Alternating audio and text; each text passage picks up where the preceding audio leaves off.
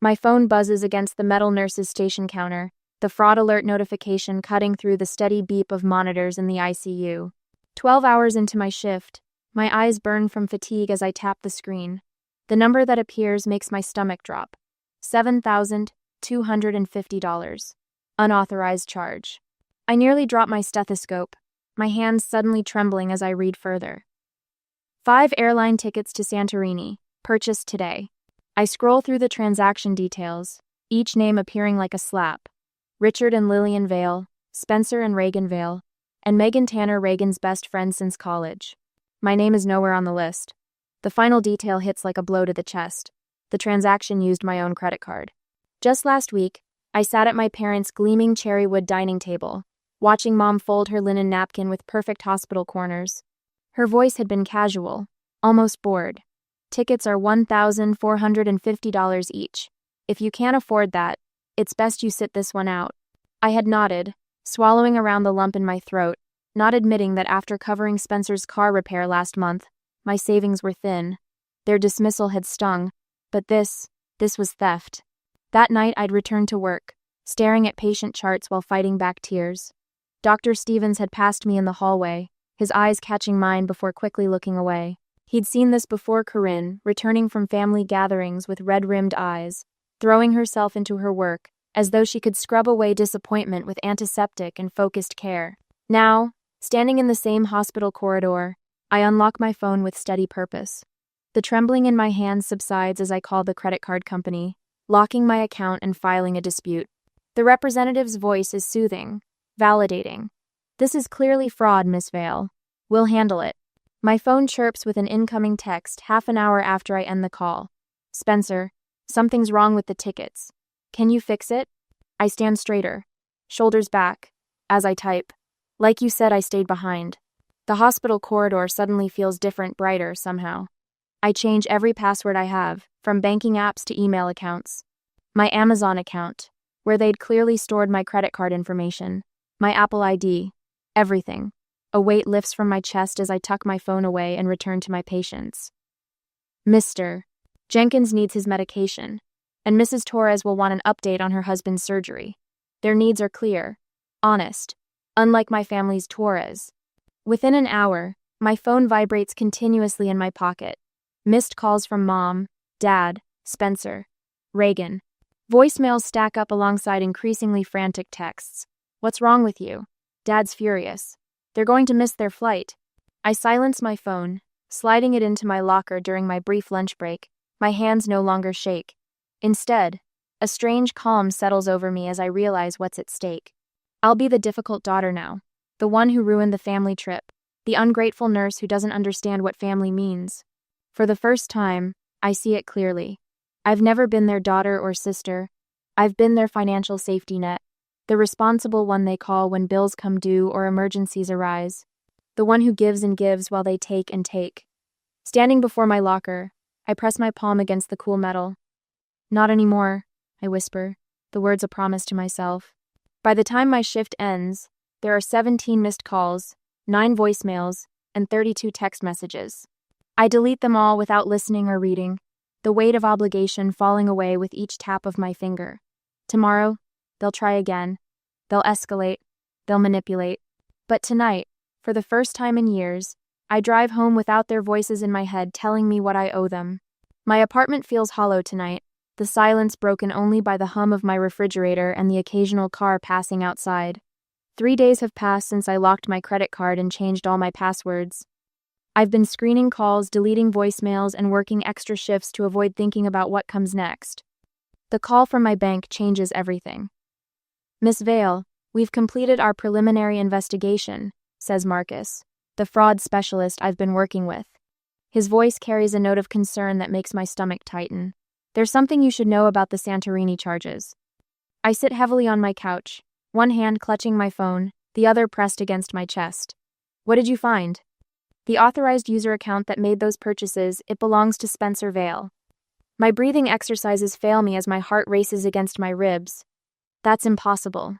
I removed Spencer as an authorized user 2 years ago when he got married.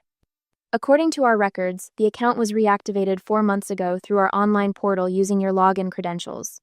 The room tilts slightly. Not an impulse theft. Not a desperate moment. 4 months of planning, of deliberate deception. From my own brother. There's more. Marcus continues, his voice gentle now. We found a pattern of smaller purchases dating back to when the account was reactivated. Electronics stores, restaurants, sporting goods. I press my eyes shut as memories flash through my mind like a sickening slideshow. The lease I co-signed for Spencer's first apartment, the emergency loan when Reagan's car broke down, the expensive birthday gifts I couldn't afford but bought anyway because that's what family does. 12 years of financial support, culminating in theft. The total unauthorized charges, including the airline tickets, come to $9,540. My breathing steadies as something hardens inside me. Thank you, Marcus. I want to pursue this to the fullest extent. We'll continue our investigation, Miss Vale. In the meantime. My phone beeps with an incoming call. Mom. Again. I need to go. I tell Marcus. Please email me your findings. I switch to Mom's call, putting it on speaker as I stand and walk to my living room window. Rain patters against the glass, distorting the streetlights below into watery stars. Corinne, this has gone on long enough. Mom's voice fills my apartment, sharp with impatience. Your father and I have been trying to reach you for days. I've been busy. The rain intensifies, matching my mood. Too busy to respond to your family? Spencer and Reagan are devastated about their trip. Their trip on my credit card. Dad's voice cuts in. Honey, this is all just a misunderstanding. A misunderstanding, I repeat, watching raindrops race down my window.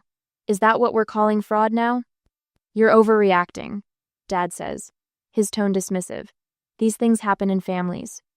Theft happens in families? Good to know. Spencer's voice joins the chorus. Sis, I meant to ask you first. Things got hectic with planning, and I just stole $9,000 from me? My voice remains steady, surprising me. It wasn't like that. Reagan's tearful voice pierces through. You're ruining everything for everyone because you're jealous. You always do this, make everything about you when we're trying to be happy. I press my forehead against the cool glass. How long have you known Spencer was using my card, Mom? The silence stretches until Mom clears her throat. Well, he mentioned borrowing it for some small things. We assumed you were aware. You assumed. The rain blurs the world outside, matching my vision. Is this how you repay everything we've done for you? Mom's voice hardens. After all the sacrifices we made? Your father's retirement party is next month. How will this look? I turn away from the window. Like theft has consequences? Don't be dramatic, Dad interjects. Remember who co-signed your nursing school loans. This family has always supported you. The threat isn't subtle. I sit at my kitchen table, calculating exactly what financial independence will cost. Refinancing my loans, possibly changing jobs, if Dad makes calls to his hospital board friends, finding a new apartment my family doesn't have keys to. You need help, Corinne, Spencer says, his voice dripping with concern that doesn't reach his words. I'm worried about you. Everyone at the hospital knows how hard you've been working. If they heard about this mental breakdown. Don't threaten me, Spencer. My voice comes out low and dangerous, startling even myself. My phone chirps with an email notification. From Marcus. Subject line, fraud investigation, confirmation. I need to go. I say, cutting off whatever new manipulation was coming. The bank's fraud department just confirmed my dispute is valid. They're launching a full investigation. I end the call before they can respond, opening the email instead.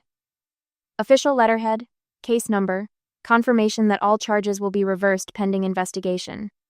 As I set my phone down that night, I wonder if I should simply distance myself from my family or formally document every penny they've taken. Cutting ties might bring immediate peace, but creating a record might force accountability. What would you do when those who should protect you become the ones you need protection from? 2 days later, the supervisor's office feels smaller than usual as she slides a printed email across her desk. The fluorescent lights cast shadows under her eyes, making her concern look more like suspicion. Your mother called yesterday. Director Palmer taps the paper with her French-tipped nail. She's worried about your mental health. The words land like a slap. I keep my face neutral, though my pulse quickens. My mental health is fine. She mentioned erratic behavior, mood swings. Director Palmer studies me with the same careful assessment she uses for unstable patients.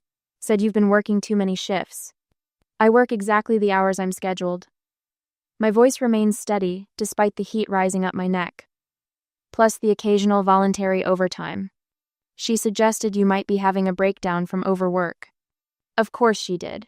I picture Mom on the phone, voice honeyed with concern, while systematically undermining my credibility at the one place I feel competent and valued.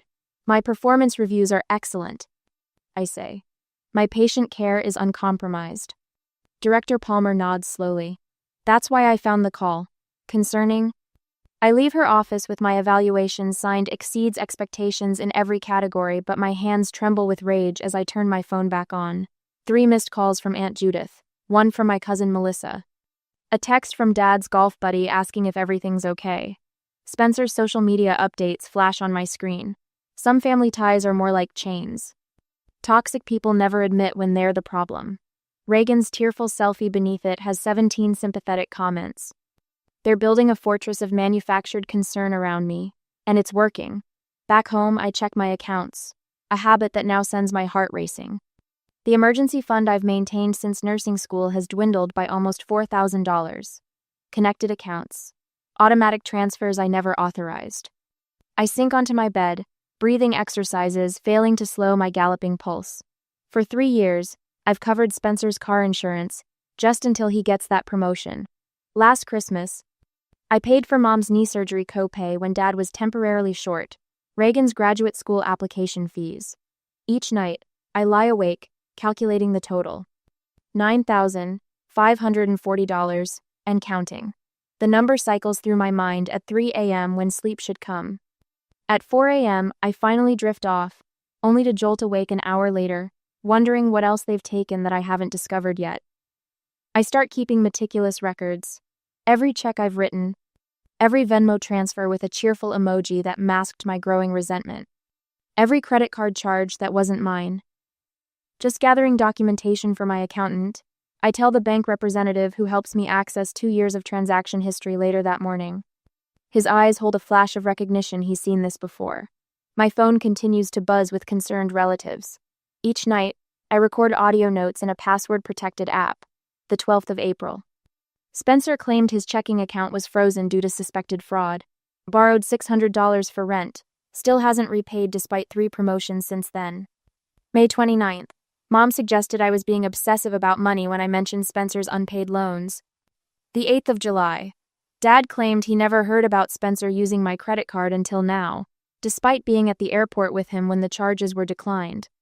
The recording keeps my thoughts ordered, when their voices threaten to drown out my own certainty. Wednesday morning next week, I arrive for my shift to find a coffee cup on the nurse's station counter with my name written on it. Doctor. Stevens nods from across the corridor, his silver hair catching the light. Under the cup is a folded note. Whatever you're going through, you're handling it with grace. Some family trees need pruning to stay healthy. The small kindness nearly breaks me. I tuck the note into my pocket and carry its weight like armor through my shift. That evening, a knock at my apartment door makes my stomach clench. Through the peephole, I see Dad's weathered face, the familiar creases around his eyes deeper than usual. Your mother sent me to reason with you, he says as soon as I open the door, not bothering with hello. This whole thing is getting out of hand. I step back, allowing him in but maintaining distance. It got out of hand when you watched Spencer steal from me and said nothing. Dad sighs heavily, setting his keys on my counter with the presumption of someone who expects to stay a while. Look, I know Spencer made a mistake. A mistake is accidental. He deliberately used my card for months. He's offering to pay back half, Dad says, like he's presenting a generous settlement. We can smooth this over before your mother's birthday next month. I laugh, the sound hollow even to my own ears. Half of money that was stolen from me. He's family, Corinne. So am I. The words come out stronger than I expected. I'm not angry that you need help. I'm angry that you took without asking. Dad's face shifts, surprise replacing his practiced patience. We didn't. You did, all of you, for years. I realize as I say it that it's true this isn't about one credit card charge. It's about a lifetime of being the responsible one, the reliable one, the one who gives until there's nothing left. We're your family, Dad repeats, as if the word alone should erase everything. Family asks, Family respects boundaries. Family doesn't drain someone's emergency fund and then call their boss to question their mental stability. Dad leaves without the reconciliation he came for, and I slide the deadbolt behind him with a finality that feels like freedom. The next morning, my phone pings with an unexpected message from Elise, Spencer's ex-wife. I saw Spencer's posts. You should know he did the same to me. I have records of everything if you need them. Dr. Stevens catches me in the hallway later that day. We're short-staffed next weekend. Double time for the overnight shifts if you're interested. I notice he doesn't ask why I need the money or offer sympathy, just practical support with no strings attached. The contrast to my family's constant demands is startling. That night, I open a fresh spreadsheet. Line by line, I document every loan, every gift, every financial contribution I've made to my family over the years. The final figure, $9,540, stares back at me, a precise accounting of years of financial manipulation. As I work, an email arrives from Aunt Judith. Needed to discuss some inconsistencies in the family trust accounts. Call me when you can. My finger hovers over the share button on my spreadsheet, the family group chat one click away. For the first time in years, I feel not just anger, but power, the clean, clarifying power of truth backed by evidence. The invoice is ready to send. The sun streams through my kitchen window as I finalize the invoice. I'm using accounting software from the hospital's financial literacy workshop designed for billing insurance companies, not family members. Each entry appears in crisp, professional formatting. Dates, descriptions, amounts, all categorized with clinical precision. My fingers hover over the keyboard, steady now, unlike when I discovered the credit card theft. As of the 1st of June, I will no longer be contributing financially to the family. Repayment is expected within 45 business days. I type the words and attach the PDF. $9,540, every cent accounted for, every loan documented. I hit send before I can second-guess myself, watching the email whoosh away to 5 recipients: Mom, Dad, Spencer, Reagan, and Aunt Martha, who manages the family trust. My phone rings within minutes. I ignore it, focusing instead on forwarding Elise's evidence to Aunt Martha in a separate email. Spencer's ex-wife had messaged me last night with bank statements showing a pattern of financial manipulation dating back years.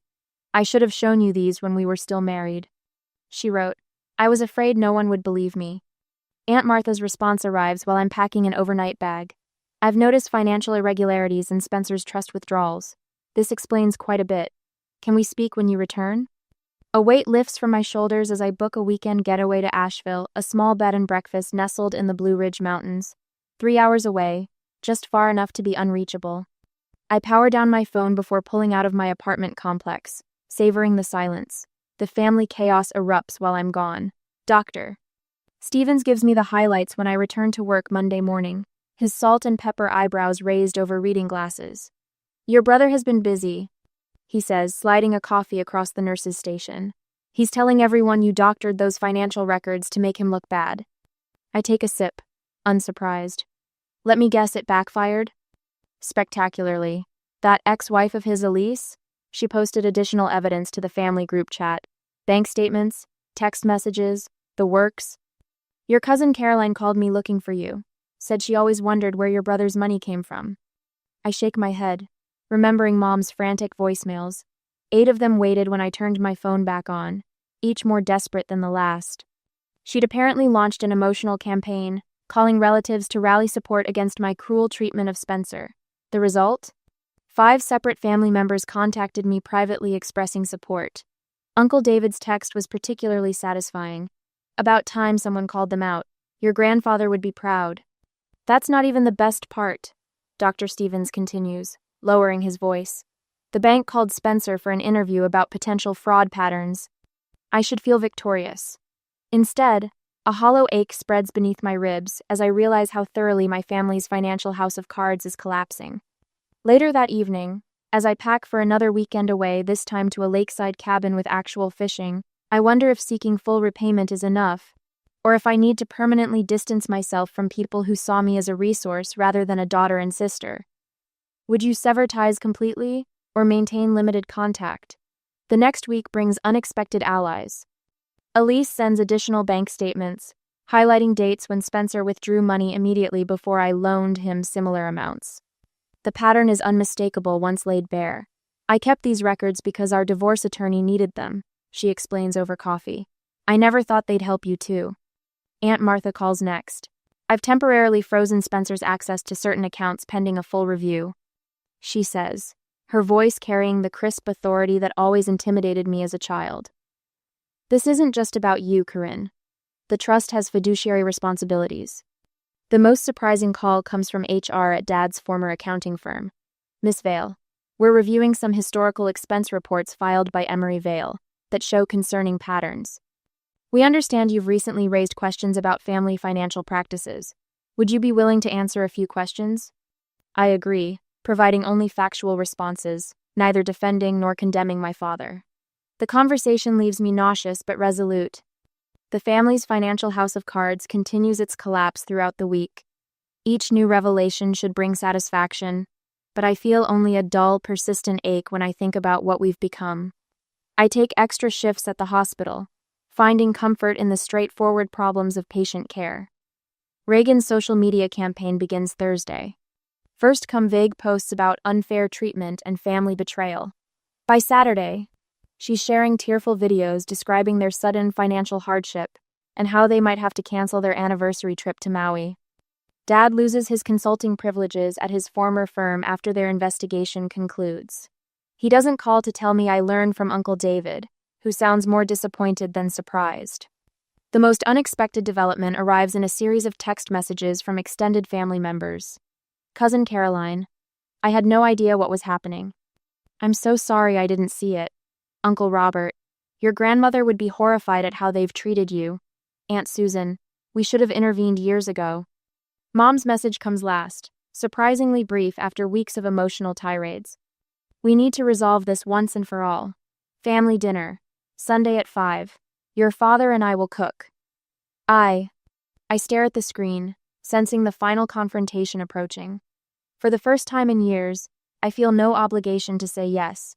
On Sunday, I arrive at my parents' house 15 minutes early, parking across the street rather than in the driveway. The April sun warms my face through the windshield as I review my notes one last time. Each figure, each date, each transaction, meticulously documented. I've prepared for this meeting, like I would for the most critical patient handoff. My phone buzzes with a text from Mom. We're ready whenever you are. Ready. As if this were a casual family dinner instead of what it truly is, their last attempt to maintain control. When I enter through the front door, the forced normalcy hits me first. Dad's reading glasses perched on the coffee table beside his worn leather recliner. Mom's fresh-cut tulips arranged in the crystal vase I gave her 3 Christmases ago. The familiar scent of lemon furniture polish. Spencer and Reagan sit stiffly on the sofa, their usual sprawl replaced by perfect posture. Spencer's hair is neatly combed, Reagan's makeup subdued. This calculated presentation isn't lost on me. Corinne, Mom says, her smile tight as she motions to the armchair facing all of them. Thank you for coming. We've been so worried. I take the seat, setting my messenger bag beside me. I appreciate the concern. Dad clears his throat, fingers tapping a nervous rhythm against his knee. We think there's been a misunderstanding about the credit card situation. A misunderstanding? I repeat, the word hollow. We'd like to propose a compromise, Spencer says, leaning forward with uncharacteristic earnestness. We can arrange partial repayment of the airline tickets if you'll drop this whole investigation. Mom nods eagerly. It's what's best for moving forward together as a family. As a family, Dad echoes, his gaze skittering away from mine. I let the silence stretch between us until Mom shifts uncomfortably in her seat. You know, she says finally, voice dropping to a concerned whisper. Dr. Hendricks mentioned you've been under tremendous stress at the hospital lately. Sometimes stress can make us vindictive about small misunderstandings. The familiar heat rises in my chest, but this time, I welcome it. This anger has become my compass. I brought something to share with you, I say, reaching into my bag. I pull out a leather portfolio, my graduation gift from Dad when I finished nursing school, and place it on the coffee table. Inside is a stack of papers, organized by date, credit card statements, bank transfers, text messages. Each page represents a moment when my family treated my financial stability as their emergency fund. This is 8 years of financial manipulation. I say, voice steady as I lay out the pages one by one. Spencer's car repair, Reagan's boutique debt, the property tax you couldn't cover last year, Dad. Their eyes track my hands as I arrange the evidence between us. I've found a new apartment, I continue. One you don't have keys to. Spencer's jaw tightens. Corinne, I've refinanced my nursing school loans without your co-signatures, I add, looking directly at my father. The paperwork was finalized yesterday. Mom's face pales. You can't possibly afford the interest rate on your own. I can, and I do. I straighten the edges of the papers. I don't need to prove myself to people who see my success as their safety net. Dad's shoulders slump. We never meant. This isn't about money. I interrupt, surprising myself with my calm. It's about respect. It's about boundaries. You've taught me that I'm only valuable to this family when I'm useful. Dad looks up, something shifting in his expression. We've taken advantage of your reliability, he admits quietly. For years. Mom shoots him a warning glance, but he doesn't look away from me. I stand, walk to the entryway table, and retrieve my set of house keys from my pocket. The metal feels cold against my palm as I place them on the polished wood with a soft click. What are you doing? Mom demands, rising to her feet. Setting boundaries. After everything we've done for you, she says, voice trembling. The dance lessons, the college application fees, That's the problem, I cut in. You think basic parental support was a loan I need to repay forever. The silence that follows feels electric. Spencer stares at the floor, then looks up with reddened eyes. I used your card without permission. He confesses, voice cracking. Not just for the tickets. For months. I knew your Amazon password. I set up autofill for your card information. Reagan's composure finally breaks. I knew about it, she whispers. We both did. Your card was declined at the airport because we'd already maxed it out on other things. I absorbed this final betrayal with unexpected steadiness. And you, I say, turning to Dad. Did you know too? He nods once, unable to meet my eyes. I can't do this anymore, I tell them, retrieving my portfolio but leaving the keys. I deserve better than being your ATM. As I reach the door, Dad calls after me. Will we see you again? I pause, hand on the doorknob. That depends on whether you want a daughter or a bank account. The door closes softly behind me. I walk to my car without looking back, the weight of their expectations finally lifted from my shoulders. 3 weeks later, rumors reach me through hospital gossip. Spencer's facing potential fraud charges from his own bank, apparently. My credit card wasn't the only one he'd been using. Mom and Dad have gone silent, their usual weekly calls conspicuously absent. Dad shows up at my new apartment on a rainy Tuesday evening. His eyes are bloodshot as he stands in my doorway, refusing to come inside. I enabled all of it. He says simply, I should have protected you, not used you. I'm sorry, Corinne. I accept his words with a nod but make no promises. The following month, a certified envelope arrives at my apartment. Inside is a check for exactly $9,540, the precise amount from my invoice. No note accompanies it. None is needed. As I place the check on my kitchen counter, I realize with startling clarity that freedom isn't about forgiveness. Sometimes, it's about finally being seen. 3 months later, the light streams through uncovered windows in my new apartment, casting warm patterns across freshly painted walls. No more of the murky beige that had surrounded me for years now. Vibrant teal and sunny yellow brighten every corner. I hang a watercolor landscape, one I painted myself last weekend, adjacent to the window where morning light hits it perfectly. My phone chimes from the kitchen counter. For the first time in months, my shoulders don't tense at the sound. No more dread when checking notifications. No more anxiety about unexpected charges or family demands. How's the new place looking? Doctor. Stevens texts, with a photo of houseplants from the hospital gift shop. I send him a quick photo of my expanding collection, already thriving on my eastern-facing balcony. Beyond the plants, Denver's skyline glimmers in the distance. After my shift tonight, I'm leading a financial literacy workshop for new nurses. Protecting your financial health while caring for others seemed like the perfect topic after everything I've learned. Already, 3 younger nurses have scheduled private consultations about family financial boundaries.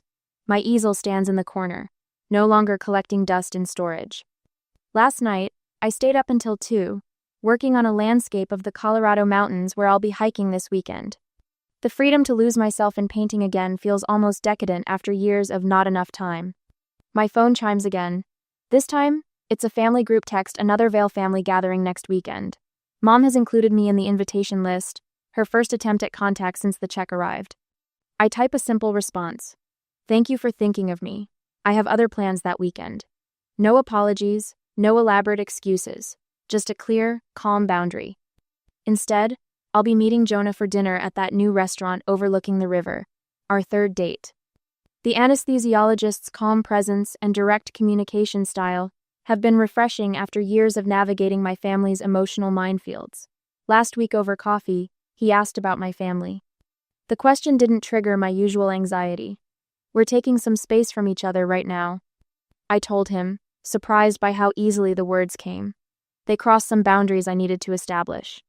He nodded, understanding without demanding details. Family relationships can be complicated. Doesn't mean they're bad people or that you don't love them. Exactly, I replied, grateful for his perception. I'm just learning that love doesn't have to cost me my peace. Tonight, Elise, Dr. Stevens and my aunt are coming over to celebrate what Elise jokingly calls my financial independence day. A small gathering of people who supported me when I needed it most, expecting nothing in return. My aunt called yesterday to confirm she was bringing dessert. I have something for you, she mentioned. Just a small gift to mark the occasion. When they arrive, her package sits on my new coffee table, a framed calligraphy quote. You are not responsible for other people's comfort at the cost of your peace. The words shimmer against a watercolor background in my favorite blues and greens. We toast with sparkling cider in my new glasses. To boundaries that protect peace, Dr. Stevens offers, and people who respect them. 2. The next morning, I drive to Denver Memorial Hospital's foundation office. The woman behind the desk looks surprised when I hand her a check for exactly $9,540. I'd like this to establish a scholarship for nursing students who are supporting family members. I explain. Sometimes the caregivers need care too. Walking back to my car, I feel lighter than I have in years. On my dashboard sits my confirmation for the Advanced Cardiac Certification program I've applied for, alongside a brochure for the Telluride weekend Jonah suggested for next month. Back home, I pause before the shadow box hanging in my living room, the cashed check from my family mounted beside my old house keys. Not a trophy of victory, but a reminder of growth. Standing on my balcony, I water my new plants as morning light spills across the city. As I watch the sunrise from my own space, I wonder if forgiveness is always necessary for healing, or if sometimes the best closure is simply moving forward without looking back. What would you choose?